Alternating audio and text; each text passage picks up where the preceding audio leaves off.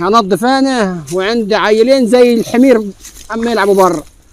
رايح فين بالربعات دول انت؟ رايح ارميهم للارنبات. وهنقعد اليوم كله قبل الارنبات احنا؟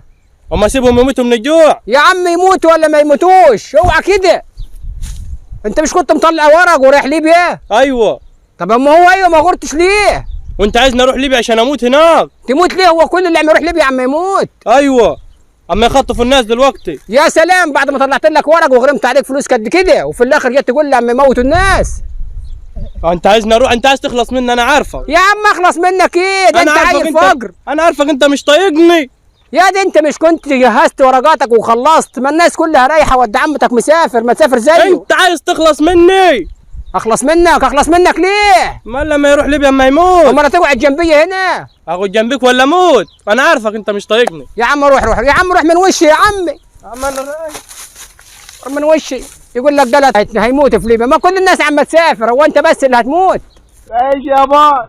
مع السلامه يا ولدي. الله يسلمك يا باي. هقول لك قول يا باي. خلي بالك من نفسك يا ولدي. حاضر يا باي. وخلي بالك من حاجتك. حاضر يا باي. هقول لك قول الليله السوداء دي. قول يا باي. ما تقعدش على القهوه كتير يا ولدي. عيب عليك يا باي، احنا بتقعد كده. المصاريف غاليه هناك في ليبيا. حاضر يا باي، ما تخافش عليا. ربنا يستر عليك يا ولدي. ايش يا باي؟ هقول لك قول يا باي. ما تخليش عيل بشخه يضحك عليك. يا باي عيب عليك الكلام ده، انا تربيتك. انا عارف يا ولد انت راجل. ربنا يستر عليك يا ولدي. ايش يا باي؟ اقول لك مش هنخلص النهارده. ايه يا باي؟ ابهت لي جرابيه صوفي معاك يا ولدي. حاضر يا باي. ربنا يستر عليك يا ولدي. ايش يا باي؟ اقول لك قول يا جرابيه كسوره معاك لامك. ما تيجي تروح معايا بالمره وتجيب كل حاجه من هنا. يا ولدي ما انا هنا موعى الزراعات. امال مين هيوعى الزراعات هنا؟ طب خلاص لما نوصل بالسلامه يجيب لك كل حاجه. ربنا يستر عليك يا ولدي. حاضر يا باي، مع السلامه. اقول لك قول يا باي. ابهت لك ازازه زيت معاك عشان رجلي وجعاني. حاضر يا باي، من عيني الاثنين. ربنا يستر عليك يا ولدي. عايز حاجه تاني؟ لا ربنا يستر عليك. طب سلام. اقول لك اقول لك ايه؟ ما هراش خالص. ابا روح سلم على خالك يا ولدي قبل ما تسافر. تعال نروح مع بعض. يلا يا باي. يلا يا ولدي. يلا يا باي. اقول لك ابا هات لك كيلو طماطم معاك هناك من ليبيا. اجيب لك بتنجان معايا كمان. يلا. ربنا يستر عليك يا ولدي. ايش يا باي؟ اقول لك يلا يا باي هنلحق خال. يلا ابا هات عجله صغيره معاك لاخوك الصغير. هيجيب لي كل حاجه هناك لما نشتغل في الاول، يمكن نموت نوصل بالسلام. لا يا ولد ربنا يستر عليك. يلا يا باي. اقول لك يلا يا باي. بقول له هنا العظيم يا رب. صوتك عالي ليه؟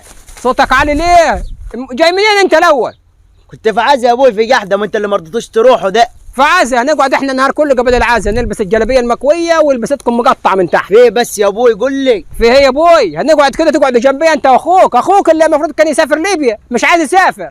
وانت عايز تودي اخوي ليبيا؟ امال قعدوا جنبي بعد ما غرمت عليه يجي 3 4000 جنيه ورق في الاخر يقعد. يا ابوي اما يتخطفوا في ليبيا يا ابوي اما يطلبوا فديه. هو انت بس اللي تتخطفوا والناس كلها شغاله وبنت بيوت واشترت اراضي وانت بس اللي تتخطف انت واخوك. طب ما ولد ابو القاسم كانوا قدامك اتخطفوا في ليبيا وطالبين كل واحد فيهم 200,000 جنيه. ايه ولد ابو القاسم الاثنين اتخطفوا؟ اتخطفوا وانت يا ابوي ما قاعد هنا ما دريانش بحاجه. يا انت قالوا تايهين. يا ابوي انت ما دريانش بحاجه. اتخطفوا وطالبين من كل واحد 200,000 جنيه. يا ابوي يخرب بيت ابوه 200,000. طب ده لو باع اللي وراه واللي قدامه مش هيسدد وبعدين عمل ايه؟ هادي هم مستنيين وانت اللي عايز تبعت لاخوي.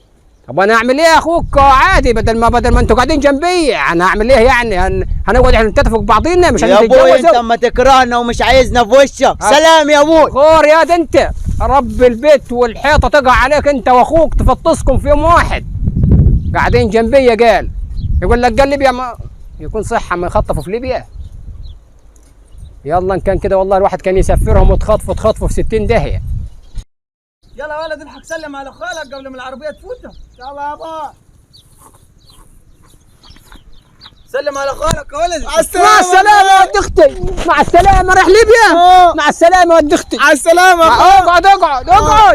اقعد مسافروا ليبيا. والله يوحشنا ده. خلي بالك الواد ده ذكي قوي زي ابوه. أيوه. وخلي بالك ده انا ان شاء الله كده عشمان في ربنا اقول لك انه هيبني عماير من بعد ما يسافر. عماير بس اقول لك عم يقولوا ليبيا خطر.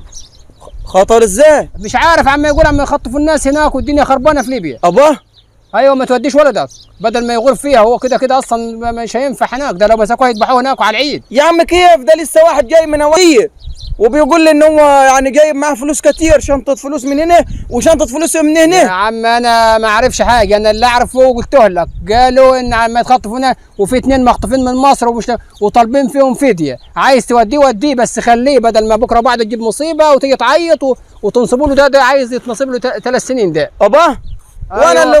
وانا اللي قال عشمان في ولد انه هيبني عماير. ده مش هيبني حيواصل، ده بس يقدر يبني نفسه. لا يا كذا كان كده يبقى خليه يحش الربعات هنا، يحش الربعات يعمل اي يرعى الغنمات، يرعى الارنبات، يقعد جنب امه، يقعد جنب امه جنب خالته. لكن المهم انا ما راحش. فاضل ان انا راح ادور عليه هناك في ليبيا. يا ابو عمو انت عارف هناك عم يقول لك الدنيا ما فيش امن وامان، خلينا هنا في الامن والامان. اي نعم ما كانش في شغل هنا بس على الاقل يعني يبقى على الاقل جنبيك.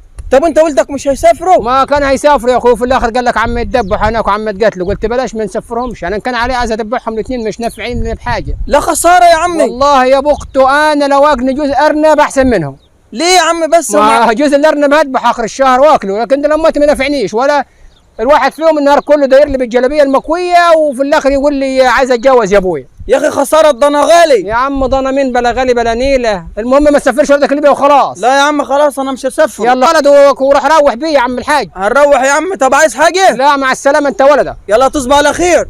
تصبح على خير احنا في الصبح. روح يلا انت قوم روح يا تصبح على خير وعايز يروح ليبيا. روح لامك.